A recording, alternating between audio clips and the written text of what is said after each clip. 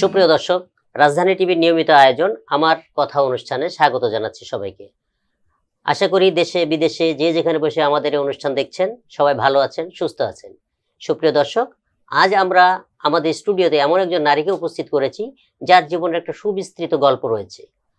অতি অল্প বয়সে সমস্যায় থেকে উত্তরণ ঘটিয়ে কিভাবে সে জীবনের এই পর্যায়ে আসলো এবং একটা কোম্পানি প্রতিষ্ঠা করেছে, শুধু বাংলাদেশে নয় বিশ্বের অনেকগুলো দেশ নিয়ে এসে কাজ করছেন। সেই মহিষী নারীকে আমরা আজকে আপনাদের সাথে পরিচয় করে দিতে চাই, শুনতে চাই তার জীবনের গল্প, এবং সেই গল্প নিশ্চয় আপনাদেরকেও অবশ্যই উদ্বুদ্ধ করবে, সেই আশা এবং প্রত্যাশা নিয়ে শুরু করছি। আজকে আমাদের সাথে আমাদের স্টুডিওতে আছেন শিউলি আক্তার, চেয়ারম্যান পিবিএস কোম্পানি। কেমন আছেন আপনি? ভালো, আলহামদুলিল্লাহ। আসসালামু আলাইকুম, আমি শিউলি আক্তার। ধন্যবাদ জানাচ্ছি রাজধানী টিভিকে আমাকে এখানে আমন্ত্রণ করার জন্য। আচ্ছা শিউলি আক্তার, আমরা জানি যে আপনি এখন বাংলাদেশ সহ আরো অনেকগুলো দেশের সাথে ব্যবসা করছেন, বিশেষভাবে কনস্ট্রাকশন সেক্টর নিয়ে। তো এই যে কনস্ট্রাকশন সেক্টরের যে ব্যবসাটা আপনি শুরু করলেন, তার আগে তো আপনি একজন গৃহিণী ছিলেন। সেই গৃহিণী থেকে আপনি এই কনস্ট্রাকশন ব্যবসা এবং এটাকে বিশ্বব্যাপী ছড়িয়ে দেওয়ার যে উদ্যোগ, এটার পিছনের রহস্যটা কি, কিভাবে আসলেন এটা? ফার্স্ট অফ অল হচ্ছে, গৃহিণী ছিলাম না কখনো, টুকটাক কাজ করতাম। আমি তো তুলারাম থেকে মাস্টার্স কমপ্লিট করছি। তো বিভিন্ন কাজ, যেমন আমি প্রথম আমার লাইফ শুরু হয় টিউশনি করে। আস্তে আস্তে মানে যখন আমি বিজনেসে ধাবিত হই, মানে আমার হাজবেন্ড আমাকে বিজনেসে মানে আমাকে নিয়োগ করছে যে কিভাবে বিজনেস করলে ভালো হবে, চাকরি কখনো করতে দেয়নি। তো যখন আমার মেয়ে দুটো হলো, তখন আমি শিখে গেছি যে জীবনের সাথে কিভাবে যুদ্ধ করতে হয়।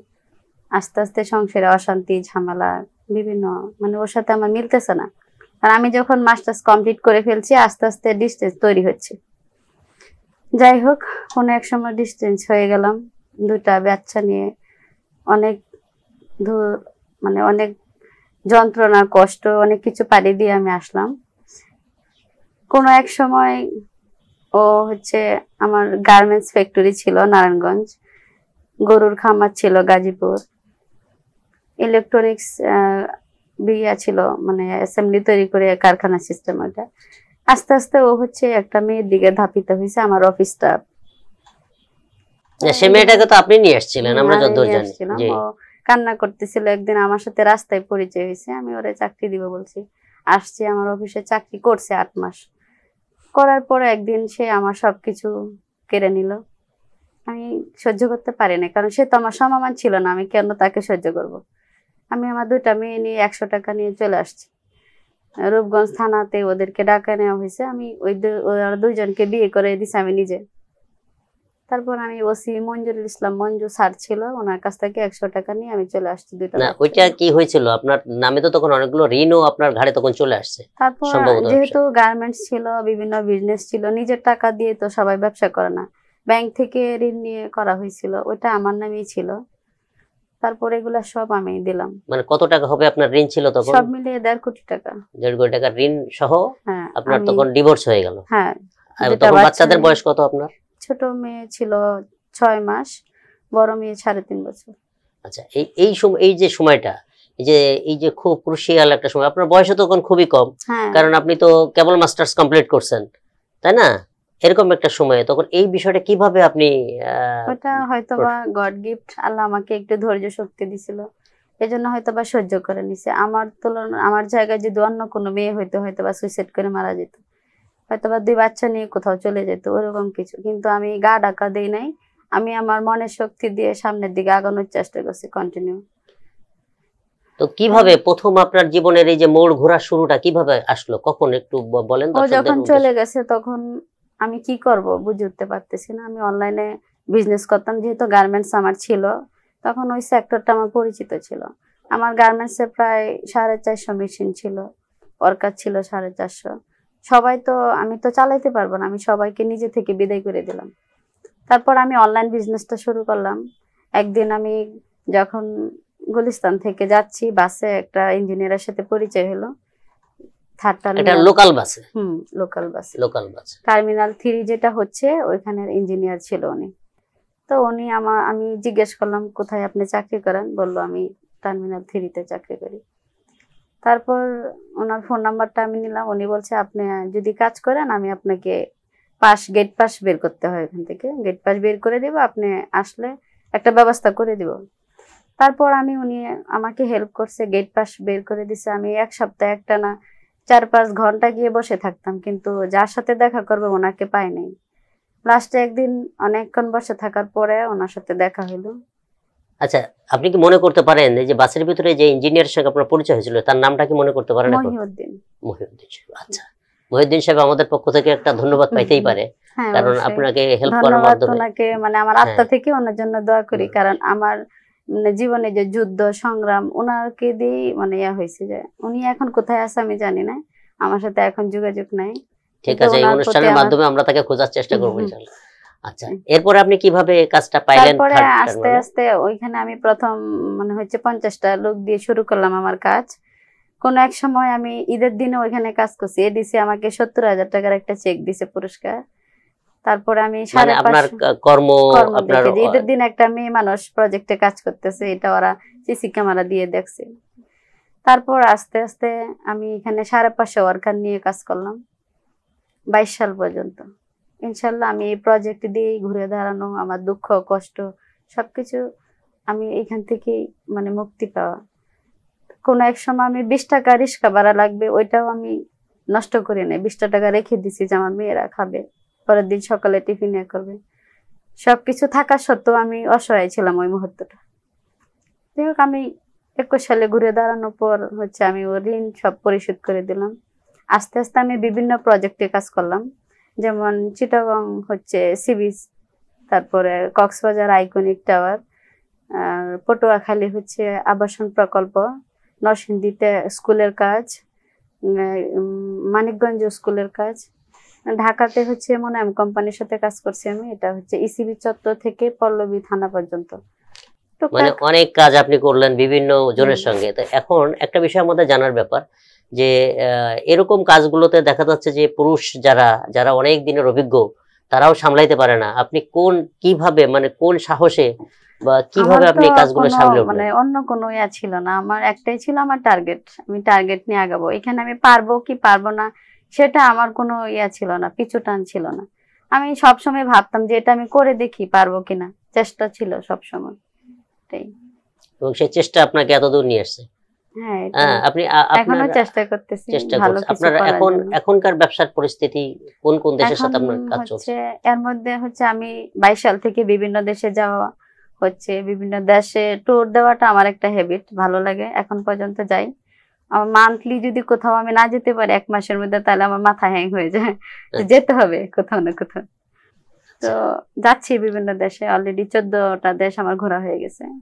গার্মেন্টস সেক্টর প্লাস কনস্ট্রাকশনের কাজ আমার প্রজেক্ট চলতেছে কয়েকটা দেশে, যেমন দুবাইতে, মালয়েশিয়াতে অলরেডি আমার প্রজেক্ট চলতেছে।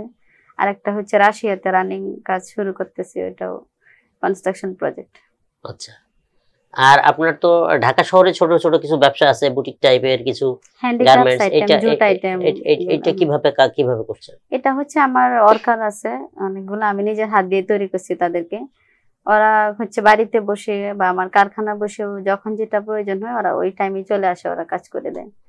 হ্যান্ডিক্রাফটসে আমার বিভিন্ন দেশে আমি যখন যাই, হ্যান্ডিক্রাফটস আইটেম গুলো আমি সাথে নিয়ে যাই, আমার মার্কেটিং হয়। এই শোরুম দেওয়ার চিন্তা ভাবনা আছে, যে দুবাইতে একটা শোরুম দিব।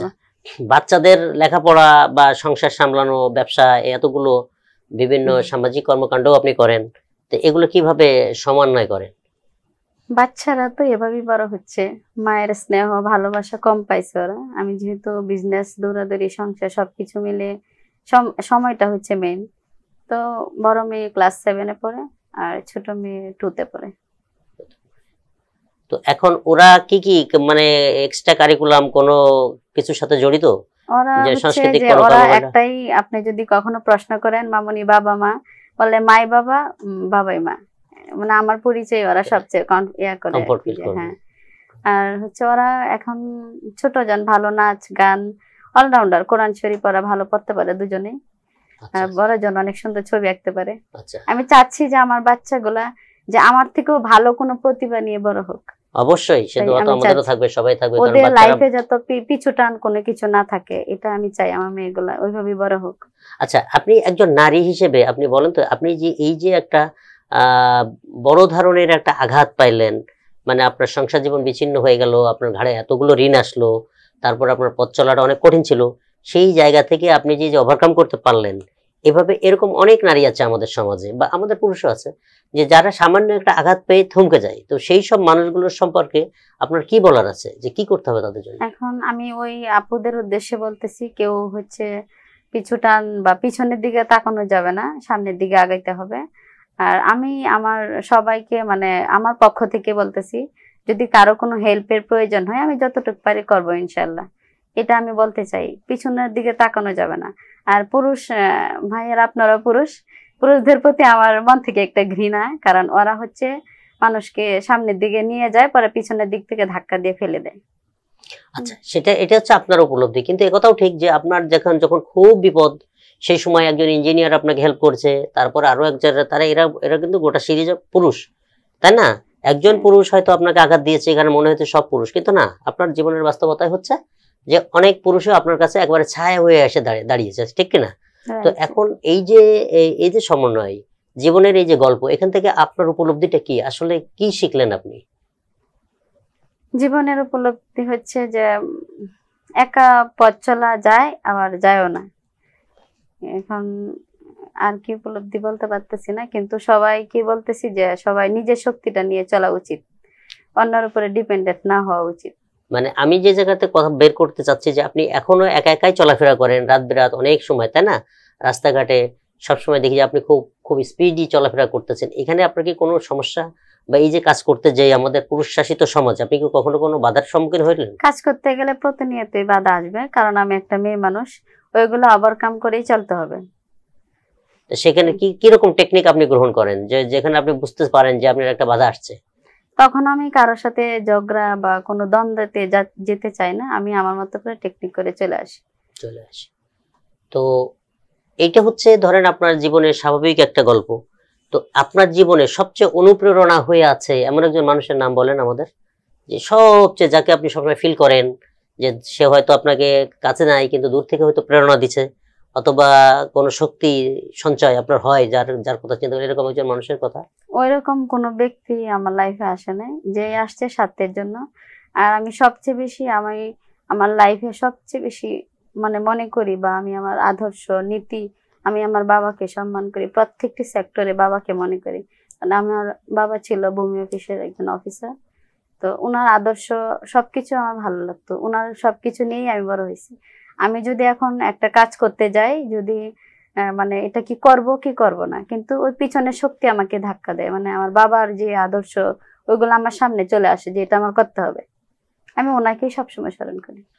তো প্রিয় দর্শক, আমরা যে আমাদের এই কথামালা বা আমার কথা এই অনুষ্ঠানে আমরা একটা গল্প শুনলাম, এই গল্পের ভাজে ভাজে আমরা আরো নতুন গল্প যোগ করব, এবং আপনার জন্য আমাদের স্টুডিওতে এসে সময় দেওয়ার জন্য শুভকামনা থাকলো, এবং আপনার বাচ্চাদের জন্য, আপনার পরিবারের জন্য, আপনার ব্যবসার জন্য শুভকামনা থাকলো। আশা করি আমাদের এই পথ চলায় আপনার মতো আরো যারা আছে তাদেরকেও আপনার মাধ্যমে আমরা সম্পৃক্ত করব। আপনি ভালো থাকবেন। থ্যাংক ইউ সবাইকে, সবাই ভালো থাকবেন, আমার জন্য দোয়া করবেন। আসসালামু আলাইকুম।